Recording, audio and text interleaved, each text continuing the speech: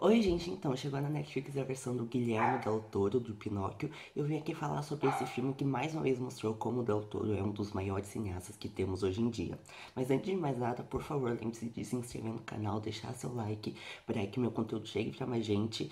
E é isso, gente, bora pro vídeo. Publicado em 1883 pelo autor italiano Carlo Collodi, Pinóquio é um conto clássico que já teve diversas adaptações ao longo dos anos, incluindo de tons mais leves de história até os mais maduros que se aproximavam mais do material original.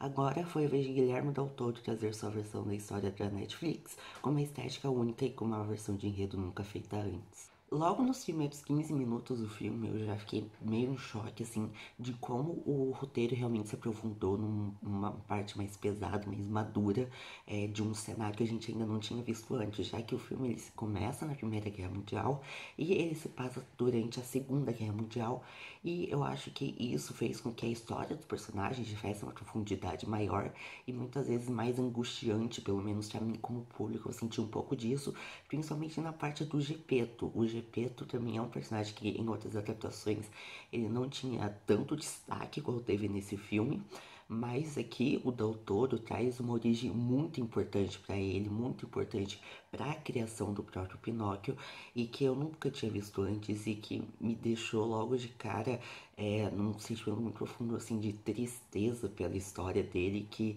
eu acho que foi muito importante para de certa forma agarrar minha atenção logo no início e me deixou tenso várias vezes ao longo da história. Então esse eu acho que já foi logo de cara o primeiro destaque do filme.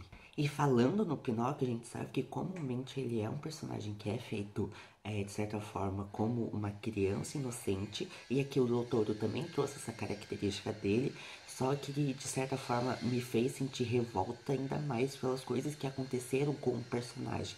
Primeiramente porque a inocência dele não conseguia entender direito por que as pessoas da cidade do Gepeto estavam tratando ele mal, e isso realmente me trouxe uma angústia e me fez me aproximar muito grande do personagem.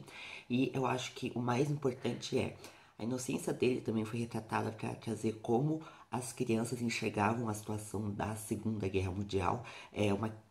O autor ele fez uma crítica que me lembrou muito o filme Jojo Rabbit e que fez também uma crítica social muito sobre esse período histórico e que eu também achei muito inteligente a forma com que o roteiro trouxe isso e que construiu isso ao longo do filme. Enfim, se você já viu outras adaptações do Pinóquio, você já deve saber mais ou menos como a história se desenrola. E aqui o Del Toro ele sim seguiu alguns momentos mais chaves, igual o Pinóquio sendo obrigado a trabalhar em um show de marionetes, ele e o Gepeto, o Grilo sendo engolidos pela baleia, mas eu acho que fora esses pontos mais pontuais, o Del Toro seguiu uma liberdade muito grande que ele mesmo criou de ter uma mitologia própria e um roteiro, um enredo próprio.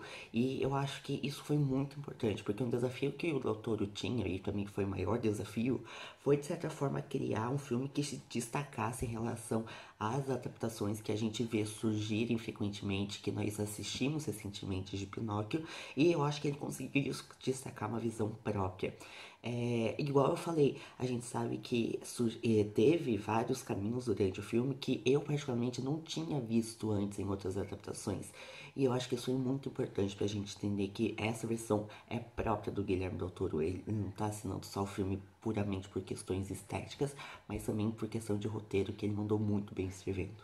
Mas eu não posso falar sobre algo único criado pelo Guilherme Del Toro sem citar a estética trazida pelo filme. A gente sabe que o diretor por si só ele já é muito conhecido por criar elementos visuais que é muito do mundo dele, que só ele cria. A gente viu muito disso em outros filmes dele, como O Labirinto do Fauno, A Forma da Água e a série recente dele, O Gabinete de Curiosidades. E agora em Pinóquio, né? A gente sabe que o filme por si só é em stop motion e a gente sabe que esse gênero de filme é muito comum ter esses elementos visuais mais marcantes, principalmente em questão dos personagens, e aqui não é diferente. Os personagens humanos eles possuem características muito próprias e muito marcantes, Mas eu acho que o que mais se destacou pra mim são os personagens mais mitológicos, fantasiosos, enfim. Uma coisa que eu percebi é que o doutor ele tentou fugir um pouco daquela estética clássica e polida das atuações do Pinóquio. Isso foi muito positivo pra mim, porque ele realmente conseguiu se destacar numa estética que é só dele. O próprio Pinóquio, ele é construído de uma forma um pouco mais rústica, assim, com mais rachaduras e imperfeições pelo corpo. O grilo realmente é um inseto e a fada azul é substituída, ao invés de ser uma versão humana, é um ser mais mitológico que mistura um pouco essa coisa humana e animalesca com um visual também belíssimo. E eu acho que isso deu uma sensação de ser um ser mais místico, enriqueceu a mitologia e se tornou a fada azul, né, o espírito aqui, como é o chamado no filme, se tornou o meu design favorito de personagem do filme. E já os cenários do filme eu também tenho que destacar que eles estão assim perfeitos, sem reclamações. Os detalhes, tanto os maiores detalhes quanto os detalhes menores, são muito bem feitos, tem muita atenção para tudo que eles fizeram. E bom, o roteiro é bem escrito, o arco dos personagens são muito bem desenvolvidos, os visuais estão belíssimos. Então, onde está o ponto negativo do filme? Pra mim, estão nas músicas. A gente sabe que esse filme é um musical também, e eu amo muito musicais.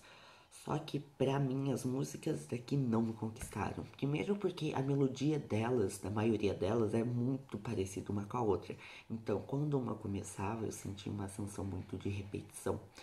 E também eu senti que a letra delas não favoreceram nada no roteiro. Então, no final, eu senti que foi um monte de música jogada no meio da história e que acabaram não servindo pra nada. Então, eu acho que se eu fosse destacar alguma coisa ruim no filme, é isso. Mas eu acho que as músicas não excluem o quanto o filme é bem feito. Deu pra ver que o Guilherme Del Toro realmente trabalhou muito pra conseguir um resultado final espetacular. E eu acho que com certeza foi melhor que o live action que lançaram esse ano, que a gente sabe que não foi muito bem recebido pelo público e pela crítica.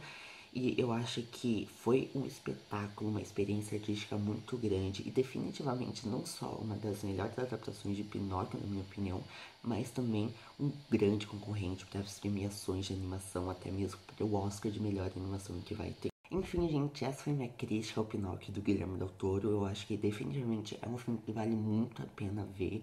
Com certeza é um dos filmes que mais me encantaram em 2022. Não sei se considero um dos melhores, mas definitivamente está perto dessa lista. E se vocês gostaram desse vídeo, por favor, lembre-se de deixar seu like, comentário, inscrição para ajudar o canal. E se puderem, compartilhe esse vídeo para mais pessoas conhecerem meu conteúdo. Obrigado por terem visto até aqui e até a próxima.